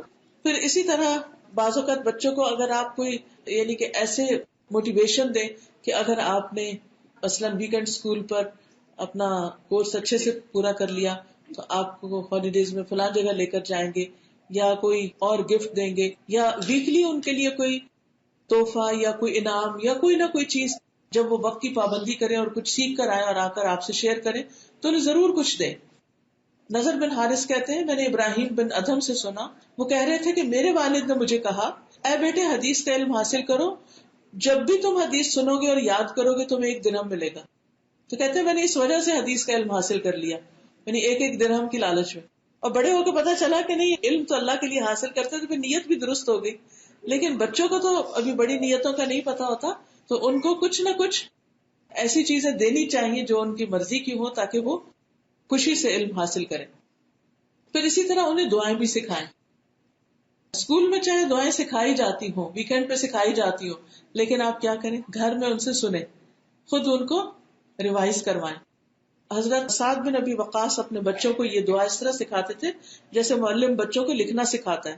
وہ کہتے تھے کہ رسول اللہ صلی اللہ علیہ وسلم ان کلمات کے ذریعے نماز کے آخر میں پناہ مانگتے، اللہم انی اعوذ بک من الجبن واعوذ بک من ان ارد الی ارذل الامور واعوذ بک من فتنۃ الدنیا واعوذ بک من عذاب القبر. اسی طرح صبح و شام کی دعائیں سکھانا.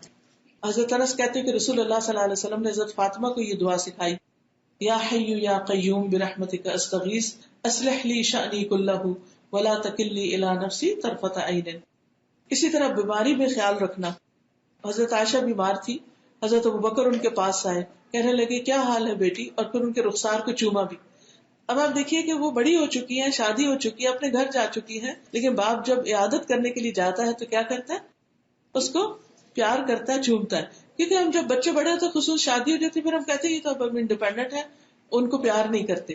بچے چھوٹے ہوں یا بڑے ہوں، ہر عمر میں ان کو پیار چاہیے ہوتا ہے، ماں باپ سے محبت چاہیے ہوتی، اور یہ ان کی غذا ہوتی ہے، ان کی جذباتی نشو و نما کے لیے ان کی فوڈ ہے، تو اس سے ان کو محروم نہ کریں. پھر اسی طرح بیمار ہو تو ان کا علاج بھی کروائیں. یعنی یہ نہیں کہ بچے بےچارے کئی دن تک سفر کرتے رہیں اور ان کی کیئر نہ کریں. پھر اگر نظر وغیرہ لگ جائے یا کوئی ان یوزل قسم کی سمٹمس ہو تو ان پر دم کریں اور انہیں خود بھی دم کرنا سکھائیں اپنے آپ پر. رات کو سوتے ہوئے اپنے ہاتھوں پر کل پڑے اور پھونک مار کر اپنے پورے جسم پر پھیرے جیسے نبی صلی اللہ علیہ وسلم پھیرا کرتے تھے. حضرت اسما کہتی ہے میں نے نبی صلی اللہ علیہ وسلم سے کہا کہ جعفر کے بیٹوں کو نظر لگ جاتی تو کیا میں ان پہ دم کر لیا کروں؟ آپ نے فرمایا ہاں، کیونکہ اگر تقدیر سے کوئی چیز سبقت لے سکتی ہے تو وہ نظر ہے. یعنی نظر کے اپنے اثرات ہوتے ہیں اور اس کا علاج دم کرنا ہوتا ہے. آپ صلی اللہ علیہ وسلم حضرت حسن اور حسین پر دم کیا کرتے تھے، اعیذکما بکلمات اللہ التامۃ من کل شیطان وہامۃ ومن کل عین لامۃ. پھر اسی طرح بچوں کو اچھا اخلاق اور ادب سکھانا چاہیے، اچھے مینر سکھانے چاہیے، اور وہ بھی اپنے عمل سے زیادہ. مثلا آپ خود گھر میں شاؤٹ نہیں کریں تو کیا ہوگا، بچے بھی آرام سے بات کریں گے. پھر اسی طرح اچھے اخلاق کی تعلیم. ہم دیکھتے ہیں کہ سورۃ لقمان میں حضرت لقمان جو کچھ سکھاتے ہیں، آپ ضرور اس رکوع کو پڑھیں اور ایک ایک پوائنٹ کو نوٹ کریں کہ انہوں نے کیا کیا چیزیں اپنے بچے کو سکھائی اور کیا ہم وہ سکھا رہے ہیں یا نہیں. کہتے ہیں یا بنی اقم الصلاۃ، اے میرے چھوٹے بیٹے نماز قائم کرو، نیکی کا حکم دو، برائی سے روکو. سبحان اللہ. امر بالمعروف اور نہی عن المنکر کس ایج سے؟ بچپن سے. ہم عام طور پہ کہتے ہیں نا مردوں پہ فرض ہے، عورتوں پہ فرض ہے، لیکن کبھی نہیں مینشن کرتے کہ بچوں کے لیے بھی لازم ہے کہ وہ بھی اچھی بات دوسروں کو بتائیں اور بری بات سے روکیں. اور اس مصیبت پہ صبر کرو جو تمہیں پہنچے، یعنی بچوں کو صبر کرنا بھی سکھائیں، لوگوں کی باتوں پہ خاص طور پر. یقیناً یہ ہمت کے کاموں میں سے ہے. اور لوگوں کے لیے اپنا رخسار نہ پھلانے، منہ پھلا کے بات نہیں کرو، زمین میں اکڑ کے نہیں چلو. اللہ کسی اکڑنے والے، فخر کرنے والے سے محبت نہیں کرتا. اپنی چال میں درمیانہ روی رکھو، اپنی آواز پست رکھو، بے شک آوازوں میں سب سے بدترین آواز گدھے کی آواز ہوتی ہے. تو اس سے کیا پتہ چلتا ہے کہ یہ ساری باتیں ہمیں اپنے بچوں کو سکھانی ہیں. پھر اسی طرح ہر چیز سے متعلق آداب ہیں، کھانے پینے کے، لباس کے، سونے کے، گھر سے نکلنے کے، گھر میں داخل ہونے کے، سواری پہ سوار ہونے کے. ان تمام مواقع پر دیکھیں کہ کیا آپ کے بچے اسلامی ادب آداب کو فالو کرتے ہیں.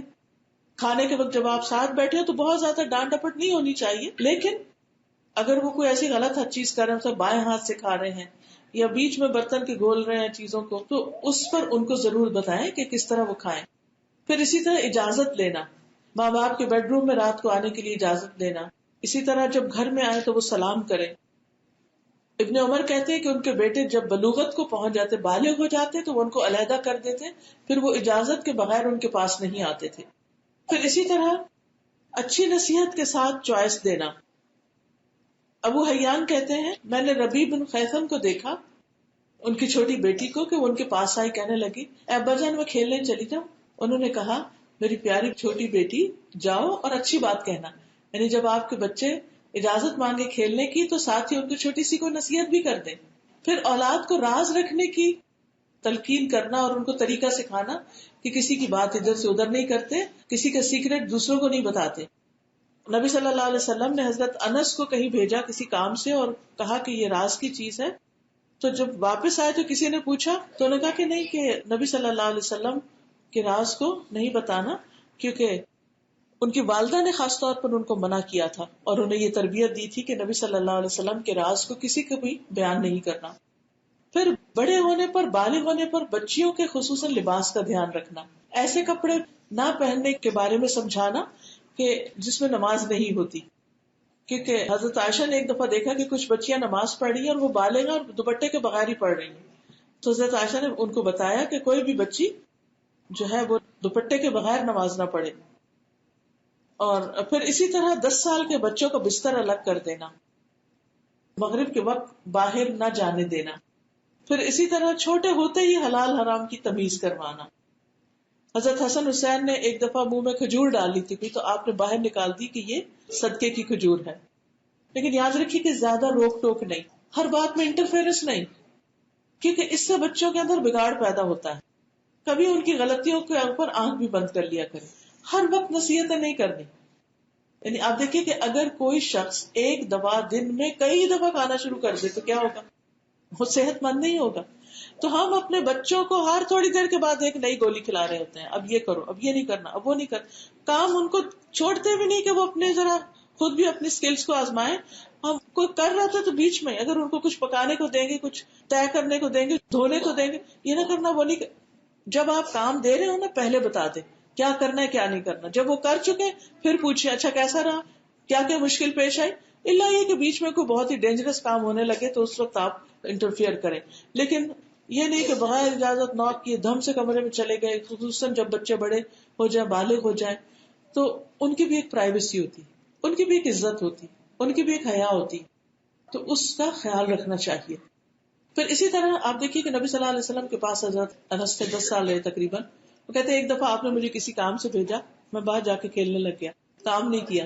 اتنے میں آپ میرے پیچھے آئے تو آپ نے آ کے گردن سے مجھے پیچھے سے پکڑ کے پیار سے دیکھنے لگے، کہنے لگے، یعنی جب دیکھا تو یہ اللہ کے رسول. آپ نے فرمایا انیس وہ میرے کام کا کیا ہوا؟ کہتے ہیں اللہ کے رسول ابھی جاتا ہوں. آپ نے ان کو ڈانٹا نہیں، ناراض نہیں، کچھ نہیں. بچے ہیں نا، بچے اتنی جلدی ڈسٹریکٹ ہوتے ہیں، کوئی کھیل دیکھ لے اس میں لگ جاتے ہیں اور آپ نے جو کام کہا وہ بھول ہی جاتے ہیں بالکل. تو ان کے بھولنے کو بھی سمجھیے، وہ آپ کی طرح میچور نہیں ہے تو ان کو مارجن دیں، اور اگر وہ بھول جائیں تو محبت سے بتائیں. پھر اسی طرح اچھے کاموں میں ساتھ شریک کریں. حضرت ابراہیم علیہ السلام کو جب کعبہ کی تعمیر کا حکم ہوا تو اسماعیل چھوٹے تھے، لیکن اللہ تعالیٰ نے کیا حکم دیا حضرت ابراہیم کو؟ تو انہوں نے جا کے بیٹے سے کہا کہ اللہ تعالیٰ نے ہمیں اپنا گھر بنانے کا حکم دیا. تو وہ دونوں ساتھ ساتھ پھر دیواریں اٹھا رہے تھے، جس کا قرآن میں سورۃ البقرہ 127 میں ذکر ہے. پھر اسی طرح بچوں سے کیے ہوئے وعدے پورے کرنا، جھوٹے وعدے ان سے نہ کریں، ان سے غلط بیانی نہ کریں. یعنی جھوٹ نہیں بولے بچوں کے ساتھ، کیونکہ اگر آپ غلط بیانی کریں گے یا مبالغہ رائیاں بہت کریں گے تو بچے بھی وہی سیکھ لیں گے، پھر ساری زندگی ان کو سمجھانا مشکل ہو جائے گا. ایک ماں نے اپنے بچے کو بلایا اور کہا کہ ادھر آؤ میں تمہیں کچھ دوں. تو آپ نے بولا واقعی تم کچھ دینا چاہتی، ورنہ یہ تمہارے اعمال نامے میں جھوٹ لکھا جائے. کیونکہ بعض اوقات ہم بچوں کو جیسے مرغیوں کو دانا کرنے، مرغی کو پکڑنا ہو تو پہلے اس کو بلاتے ہیں آ کر کے اور اس کو دانا ڈالتے ہیں، اور پھر جب وہ آ جاتی ہے تو پکڑ لیتے ہیں. تو بعض اوقات دانا کوئی بھی نہیں ڈالتے، ایسے ہی اس کو جھوٹا موٹا اشارہ کر رہے ہوتے ہیں. تو اس طرح کے دھوکے والی کوئی چیز بچوں کے ساتھ نہیں ہونی چاہیے، کیونکہ آپ ان کے لیے رول ماڈل ہیں. پھر بچوں کے ساتھ رحم دلی، شفقت، محبت. انس کہتے ہیں میں نے رسول اللہ صلی اللہ علیہ وسلم سے بڑھ کر کسی کو بچوں پہ شفقت کرتے ہوئے نہیں دیکھا. آپ نے فرمایا قریش کی عورتیں بہت نیک ہیں جو اپنے چھوٹے یتیم بچوں پر سب سے زیادہ مہربان ہیں اور اپنے خامدوں کے مال کی زیادہ حفاظت کرنے والی. پھر بچوں کو پیار نہ کرنے والے والدین کی مذمت بھی کی. آپ صلی اللہ علیہ وسلم کے پاس ایک دفعہ حضرت حسن آیا، آپ نے ان کو پیار کیا، بوسہ دیا، کس کیا. تو ان کے پاس اقرا بن حابس بیٹھے ہوئے تھے. تو انہوں کہنے لگے میرے 10 بچے ہیں، میں نے تو کبھی بھی ان کو پیار نہیں کیا. آپ نے فرمایا جو رحم نہیں کرتا اس پر بھی رحم نہیں کیا جاتا. پھر اسی طرح کچھ اور دیہاتی آئے، انہوں نے کہا آپ اپنے بچوں کو چومتے ہیں؟ ہم تو کبھی نہیں چومتے. تو آپ نے فرمایا میں کیا کروں اگر اللہ نے تمہارے اندر سے رحم اٹھا لیا ہے. خصوصاً والد کو چاہیے کہ وہ بچوں سے پیار کرے، کہ وہ مائیں تو کرتی ہی رہتی ہیں، لیکن باپ اپنا روب جمانے کے لیے بعض اوقات بچوں کو اٹھاتے نہیں، قریب نہیں لاتے، یا پیار نہیں کرتے، یا ان کے ساتھ ہنسی مذاق نہیں کرتے. لیکن آپ صلی اللہ علیہ وسلم اپنے بچوں کو اور خصوصاً اپنے نواسوں کو بہت پیار کرتے، نواسی کو بھی کرتے. نماز میں اپنے کندھے پر ایک مرتبہ بٹھایا ہوا تھا. پھر ان کے لیے بول کے محبت کا اظہار کرنا کہ بیٹا آئی لو یو. ایک موقع پر آپ صلی اللہ علیہ وسلم نے حضرت حسن سے فرمایا اللہم انی احبہ، اللہ میں اس سے محبت کرتا ہوں، فاحبہ، آپ بھی اس سے محبت کیجئے، واحبب من یحبہ، اور جو ان سے محبت کرتا ہے آپ اس سے بھی محبت کریں. یعنی جو بھی حسن سے محبت کرے آپ اس سے محبت کریں. کتنی زیادہ آپ نے دعا دی. پھر اسی طرح بچوں کو نک نیم سے کبھی پکار کے محبت کا اظہار کرنا، ان کے نئے نئے لقب رکھ کے ان کو توجہ دینا. آپ صلی اللہ علیہ وسلم جب کبھی خطبہ دے رہے ہوتے یا نماز کی حالت میں حسن حسین آ جاتے تو آپ ان کو بھی اکولی توجہ دے رہے ہوتے تھے. نماز میں آپ کی پیٹھ پر چڑھ جاتے اگر بچے تو آپ اس وقت تک سجدے سے سر نہ اٹھاتے جب تک کہ وہ خود نہیں اتر جاتے تھے. پھر اسی طرح آپ اپنے بچے کو اٹھاتے. ابراہیم آپ کے جو چھوٹے بیٹے تھے حضرت ماریہ سے، تو رسول اللہ صلی اللہ علیہ وسلم نے ان کو گود میں لیا، پیار کیا، سونگا. تو اپنے بچوں کو اسمیل بھی کرنا چاہیے، قریب لانا چاہیے. یہ چیزیں محبت میں اضافہ کرتی ہیں.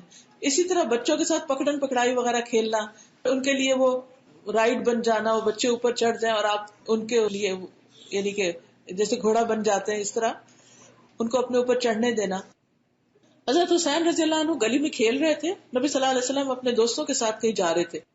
آپ نے ان کو چھوڑا اور ان کو پکڑنے کے لیے ہاتھ پھیلا دیے تو وہ ادھر ادھر بھاگنے لگے.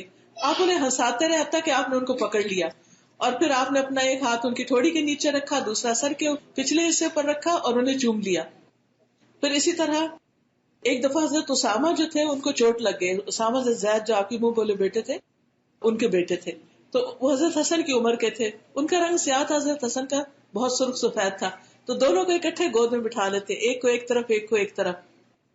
تو ایک دفعہ حضرت عائشہ کہتی ہیں کہ نبی صلی اللہ علیہ وسلم نے مجھے کہا کہ تم اسامہ کا منہ دھو دو، تو وہ بچے ہی تھے. تو حضرت عائشہ کہتی ہے میرے تو بچے نہیں، مجھے بچوں کا منہ نہیں دھونا آتا. تو نبی صلی اللہ علیہ وسلم نے ان کو کچھ نہیں کہا. حضرت عائشہ کہتی ہے کہ پھر میں نے کوشش تو کی لیکن مجھ سے صحیح نہ دھلا، تو آپ نے پھر ان کو پکڑ کر خود دھو دیا. اور آپ نے فرمایا اگر اسامہ لڑکی ہوتا تو میں اس کے ساتھ بہت اچھا کرتا، اس کو زیور پہناتا، تحفے دیتا. یعنی پیار کی باتیں اس سے کی. پھر اسی طرح جب آپ سفر سے واپس آتے تو بچوں کو خاص طور پر ملتے، اور بچے آپ کے پاس لائے جاتے اور آپ سے ملوائے جاتے. پھر اسی طرح بڑے بچوں کو بھی آپ پیار کرتے، عزت دیتے. حضرت فاطمہ کی شادی بھی ہو گئی تھی، لیکن جب وہ واپس آتی تو آپ صلی اللہ علیہ وسلم کھڑے ہو جاتے، ان کا استقبال کرتے، ان کے ماتھے پہ چومتے اور ان کو اپنی جگہ پر بٹھاتے.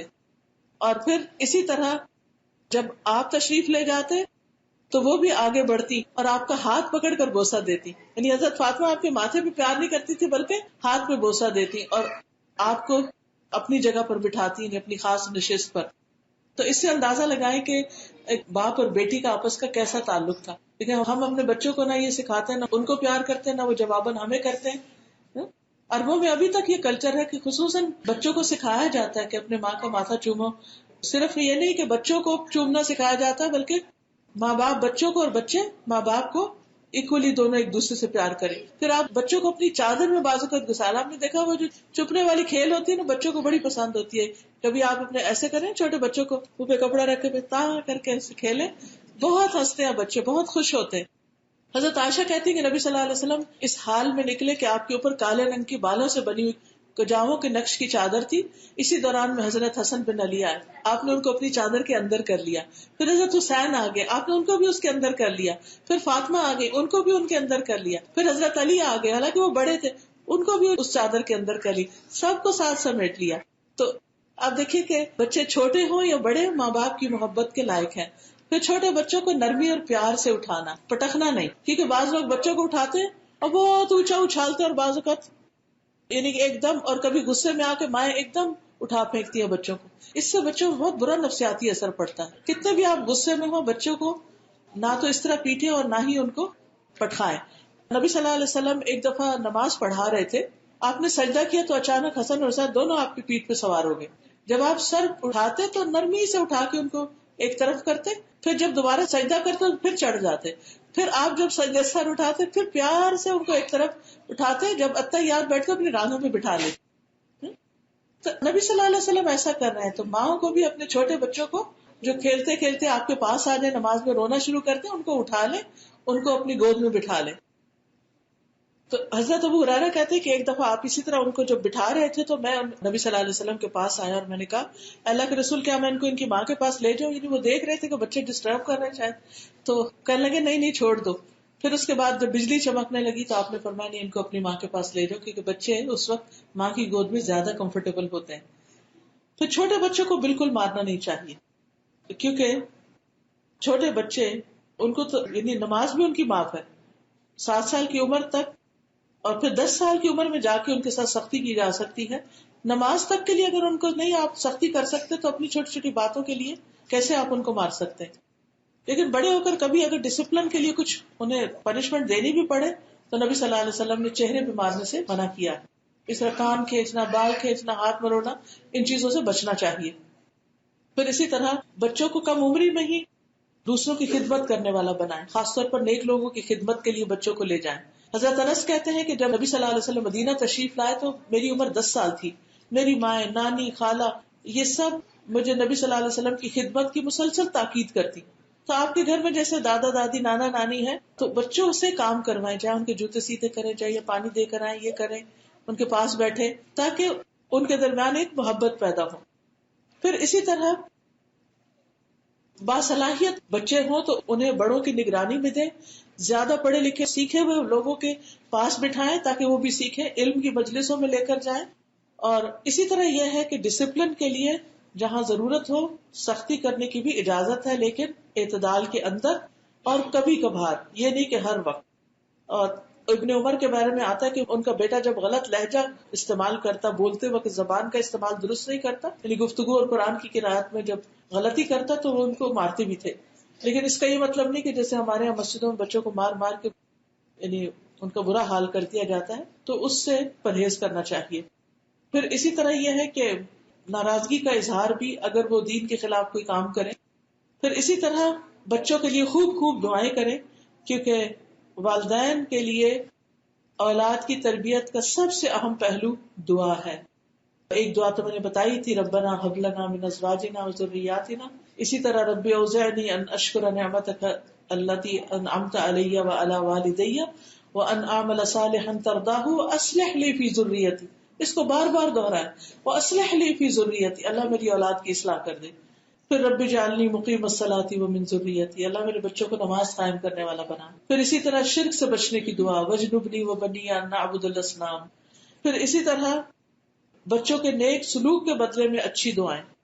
پھر ان کے مال اور اولاد میں برکت کی دعائیں, یعنی بچوں کو بچپن سے ہی برکت کی دعائیں دے, رزق میں برکت کی دعائیں دے. حضرت ابراہیم جب اسماعیل علیہ السلام کو دیکھنے کے لیے آئے تو پوچھا کہ تم لوگ کیا کھاتے ہو؟ انہوں نے کہا کہ گوشت. کہا پیتے کیا؟ کہا پانی. تو کہا اللہم بارک لہم فی اللحم والماء, اللہ ان کے گوشت اور پانی میں برکت ڈال دے. تو بہرحال یہ چند چیزیں تھی بچوں کی تربیت کے بارے میں. لیکن آپ دیکھیے کہ اچھی تربیت اسی وقت ہو سکتی ہے جب ہم اپنے بچوں پر اعتماد کریں, بچوں پہ ٹرسٹ کیا کریں. غلطی کریں بھی نا تو آنکھ بند کر لیا کریں، ان کے لیے بھی عذر تلاش کیا کریں جیسے ہم اپنی غلطیوں کے لیے عذر تلاش کرتے ہیں. پھر اسی طرح چھوٹی چھوٹی باتوں میں پیچھے نہ پڑ جائیں. کوئی بہت بڑی بات ہو تو واقعی سمجھائیں، لیکن چھوٹی چھوٹی چیزوں کو درگزر کریں، اگنور کریں. جب وہ کوئی کام کرے تو انہیں اپریشیٹ کریں، ان کی تعریف کریں، ان کی ہمت بڑھائیں. انکریجنگ ورڈز ان کو بولے بھی، کبھی لکھ کر بھی دیں. وہ چھوٹا لکھا ہوا ساری زندگی سنبھال کے رکھیں گے کہ ہمارے ماں باپ نے ہمیں یہ بات لکھ کے دی تھی. پھر اسی طرح ان کو دوسرے بہن بھائیوں اور ان کے فرینڈس کے ساتھ کمپیئر نہ کریں. بعض اوقات ہم کزنس کے ساتھ کمپیئر کرتے، دیکھو وہ تو کلاس میں اس نے تو یہ اور یہ اچیومنٹس کیے، اتنے ایوارڈز دیے، تم نے کیا کیا. اس سے پرہیز کریں، ان کی دلچسپیوں میں دلچسپی لیں. حضرت عائشہ جب نبی صلی اللہ علیہ وسلم یہاں گڑیوں سے کھیلتی تھی تو ان کی سہیلیاں بھی ساتھ ہوتی تھی. جب نبی صلی اللہ علیہ وسلم گھر تشریف لاتے تو وہ ادھر ادھر بھاگنے لگتی. تو آپ ایک ایک کو واپس بھیجتے کہ نہیں تم عائشہ کے ساتھ کھیلو. تو بچوں کے کھیل کود میں بھی دلچسپی لینے کی ضرورت ہے. اسی طرح دوسروں کے سامنے ان کو ذلیل نہ کریں، ان کی تحقیر نہ کریں، ان کو بلیٹل نہیں کریں اور ان کی شکایتیں نہیں کریں. پلیز اللہ کے واسطے، کیونکہ مجھے اتنی تکلیف ہوتی ہے جب بچوں کے ساتھ مائیں آتی ہیں اور کہتی ہیں آپ ہمارے بچوں کو نصیحت کریں، اور پھر لسٹ لمبی شروع ہو جاتی ہے، یہ نہیں کرتے، یہ نہیں کرتے، یہ نہیں کرتے. مجھے اتنا عجیب لگتا ہے کہ بچوں کے سامنے ان کی بری باتیں وہ کی جا رہی ہیں، اور یہ کیا رسپیکٹ کریں گے آپ کی، اور جو نصیحت کرے گا اس کی یا کسی اور کی. باپ کے سامنے بھی بچے کی بےزتی نہ کریں، بچوں کی عزت نفس کا خیال رکھیں. پھر اسی طرح یہ کہ ان کے کاموں میں انٹرسٹ لیں، ان کے اسکول کے ہوم ورک میں انٹرسٹ لیں، ان کی تعلیم میں انٹرسٹ لیں. جب وہ جائے واپس گھر پڑھا کے، چاہے دین کا ویکینڈ سے یا کچھ، ان سے ضرور پوچھیں ان کا دن آج کیسے گزرا اور انہوں نے آج کیا سیکھا، کون سی نئی بات سیکھی. اور ہر وقت ان کا استاد نہ بنے رہے، ان کے دوست بھی بنے، ان کے غم بھی بانٹیں، ان کو شیئر کرنا بھی سکھائیں. ٹھیک ہے؟ تو انشاءاللہ العزیز چھوٹی چھوٹی چیزیں جو ہیں آپ کو فائدہ دیں گی. اور کہتے ہیں کہ 3 منٹ 3 اوقات میں آپ ان کو ضرور دیا کریں. آخری بات کر کے بات ختم کروں گی. 3 منٹ جب صبح اٹھیں تو ان کے آس پاس میں ان کو پیار کریں، ان کو واش روم تک لے جائیں، ان کے جسم پہ ہاتھ کریں، خصوصاً جب چھوٹے بچے. اسی طرح جب وہ اسکول جا رہے ہوں یا واپس آ رہے ہیں اس وقت 3 منٹ دیں. پھر جب وہ سو رہے ہیں اس وقت کچھ ٹائم ان کو دیں. کھانا تو ہم ساتھ کھا ہی لیتے ہیں، بعض اوقات ساتھ کھا رہے ہوتے ہیں تب ہر ایک اپنے موبائل پہ بیٹھا ہوتا ہے اور کوئی کسی کو توجہ نہیں دے رہا ہوتا. تو اس سے بھی پرہیز کریں. کوالٹی ٹائم دیں، کچھ ٹائم ان کے ساتھ ان انٹرپٹیڈ لگائیں. اور ہر بچے کو الگ الگ ٹائم بھی دیں، تھوڑا تھوڑا، چاہے 3 منٹ، لیکن الگ سے اس کی بات سنیں، اس کی دل کی بات سنیں. تو انشاءاللہ آپ دیکھیں گے کہ آپ کی تھوڑی سی بھی کوشش جو ہے وہ بہت فائدہ مند ثابت ہوگی. اللہ سبحانہ وتعالی ہمیں عمل کی توفیق عطا فرمائے. بارک اللہ لکم. سبحانک اللہم و بحمدک، اشہد ان لا الہ الا انت، استغفرک و اتوب الیک. السلام علیکم و رحمۃ اللہ وبرکاتہ. میرے اسی ٹاپک پر کچھ لیکچرز اور بھی ہیں، اگر آپ میں سے کوئی انٹرسٹڈ ہو تو ویب سائٹ سے دیکھ کر آپ تشریف لا سکتے ہیں تاکہ انٹریکٹیو سیشن بھی تھوڑا سا ہو سکے. السلام علیکم و رحمۃ اللہ وبرکاتہ.